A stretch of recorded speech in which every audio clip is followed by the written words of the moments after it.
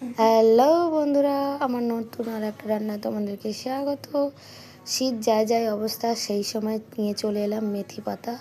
তো মেথি শাকগুলো ভালো করে কিন্তু বেছে নিলাম, দেখতেই পাচ্ছ, দিয়ে ছোট ছোট করে কেটে ধুয়ে নিয়েছি।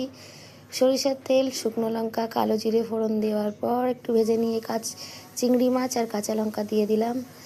দিয়ে একটু ভেজে নেওয়ার পর দিয়ে দিলাম পেঁয়াজ কুচানো।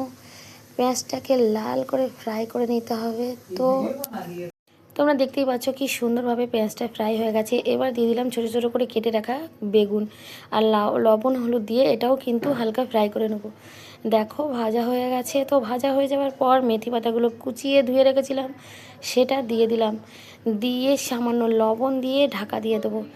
জাস্ট অসাধারণ খেতে। আর দেখো এই যে একটু মাখা মাখা হয়ে আসলেই বড়ি ভেজে রেখে গুঁড়ো করে রেখেছিলাম, সেটাও দিয়ে দিয়েছি। জাস্ট আমার মেথি শাক রেডি। কেমন লাগলো রান্নার ভিডিওটা কমেন্ট করে জানিও, ভালো লাগলে সাবস্ক্রাইব করো।